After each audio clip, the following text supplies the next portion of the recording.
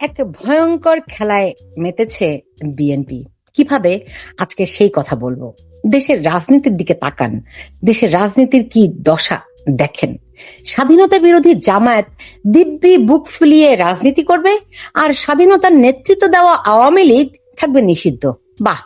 বিএনপির কথিত বহুদলীয় গণতন্ত্র দেখতে তো বেশ চকচকে। আসলে বিএনপির সমস্যা একটাই, মুখ আর মন কখনোই এক লাইনে চলে না তাদের। একদিকে তারা বহুদলীয় গণতন্ত্র বলে ঢোল পেটায়, আরেকদিকে সবচেয়ে বড় প্রতিদ্বন্দ্বী দলটাকেই সোজা মাঠের বাইরে পাঠিয়ে দিতে চায়। মানে খেলা শুরুর আগেই প্রতিপক্ষকে লাল কার্ড। এই সিদ্ধান্ত যে একদিন উল্টো গলায় দড়ি হয়ে ফিরে আসবে, এটা বুঝতে কোনো বিশেষজ্ঞ হওয়ার দরকার নেই, রকেট সায়েন্সও বোঝার দরকার হয় না, সাধারণ বুদ্ধি যথেষ্ট। আওয়ামী লীগ কোনো পাড়ার ক্লাব না। একটি দলের শক্তি মাপতে গিয়ে অতীতে কত দল, কত বড় বড় নেতা ধপাস করে পড়েছে, ইতিহাস খুললেই দেখা যাবে। মোহাম্মদ ইউনূসের অন্তর্বর্তী সরকার শেষ পর্যন্ত সাহস পায়নি আওয়ামী লীগকে নির্বাচনে আনতে, তাই নির্বাহী আদেশে নিষিদ্ধ করে রাখলো দলটিকে। অগণতান্ত্রিক পথে আওয়ামী লীগকে ঠেকানোর চেষ্টা নতুন কিছু না, আগেও হয়েছে। কিন্তু এবার পার্থক্য হলো বিএনপি নিজে সেই সিদ্ধান্তে সিল মেরে দিল। আর এখানেই আসল ধরা, নিজেদের কথার সঙ্গেই নিজেরা বেইমানি করলো। আপাতত ফুরফুরে মেজাজে থাকুক বিএনপি জামায়াত, থাকুক, কিন্তু তাদের পরিণতি কি হবে সেই জবাব সময়ই দেবে। আজ বরং দেখা যাক বিএনপির মোনাফিকির কাহিনী। অন্তর্বর্তী সরকারের আমলে প্রধান উপদেষ্টা মোহাম্মদ ইউনূসের বাসভবনের সামনে এনসিপির জমায়েতের নাটক করে আওয়ামী লীগের কার্যক্রম নিষিদ্ধের আদেশ জারি হয়েছিল, মনে আছে নিশ্চয়ই। পুরো ব্যাপারটাই যেন সাজানো স্ক্রিপ্ট।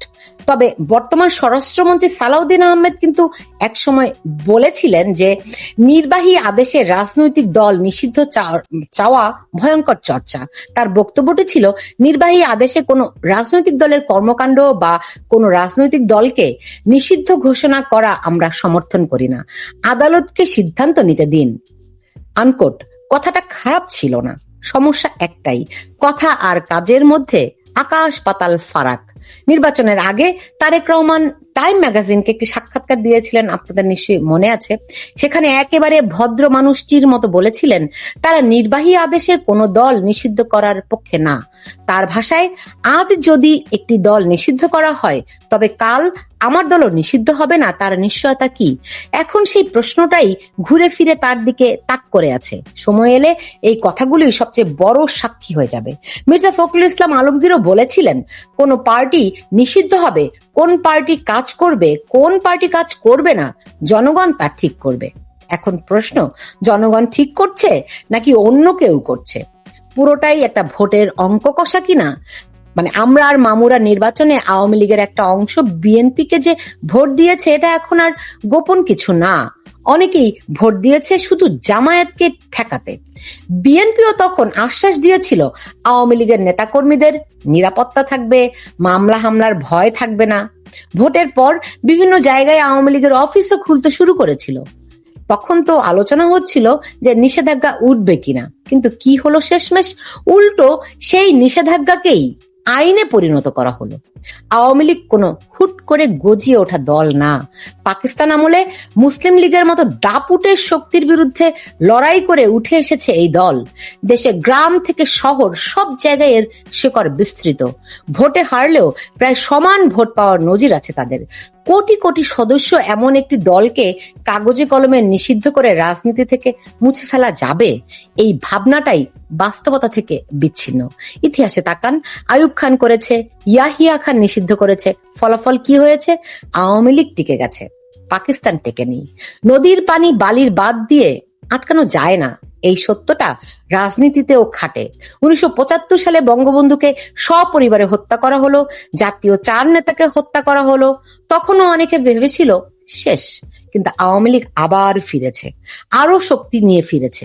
এবং যারা ইতিহাস ভুলে যায় তারা আসলে নিজের ভবিষ্যতের দিকেই কুয়াশা টেনে আনে।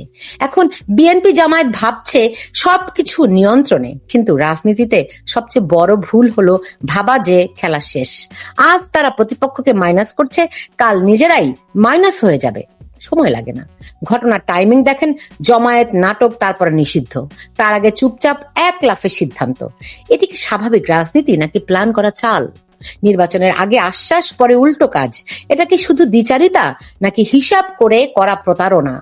এখন প্রশ্নটা একদম সোজা। আজ আওয়ামী লীগকে যেভাবে বাদ দেওয়া হলো, কাল যদি একইভাবে বিএনপিকে বাদ দেওয়া হয়, তখন তারা কি বলবে? তখন কি আবার বলবে এভাবে নিষিদ্ধ করা ঠিক না? নিজের পায়ে কুড়াল মারা এটাই। বিএনপি এতদিন অভিযোগ করেছে আওয়ামী লীগ বিরোধী মত দমন করে, কিন্তু এখন তারা যা করলো সেটা শুধু একই কাজ না, বরং আরো খোলামেলা, আরো নির্লজ্জভাবে করা। এখন বহুদলীয় গণতন্ত্র কথাটা তাদের মুখে কি আর মানায়? আর একটা বড় ঝুঁকি, এত বড় একটা শক্তিকে যদি জোর করে আন্ডারগ্রাউন্ডে ঠেলে দেওয়া হয়, তখন কি হবে? ইতিহাস বলে এটা কখনোই শান্তভাবে শেষ হয় না। 1971 সালে ইয়াহিয়া খানের সেনাবাহিনীও এটা সামলাতে পারেনি। আন্তর্জাতিক মহল এখন চুপচাপ, জাতিসংঘ, ইইউ, যুক্তরাষ্ট্র সবাই দেখছে, কিন্তু এই চুপ থাকা স্থায়ী না। আরেকটা বিষয়, বিএনপি নেতাদের নিজের কথাগুলোই এখন তাদের বিরুদ্ধে শেল হয়ে ফিরবে। তখন তারা কি বলবে? 2024 সালের 1 আগস্ট জামায়াত নিষিদ্ধের সময় বিএনপি বলেছিল রাজনীতিকে মোকাবেলা করতে হয় রাজনৈতিক ভাবেই, নিষিদ্ধ করে না। আজ তারা নিজেরাই সেই সাহস দেখাতে পারলো না।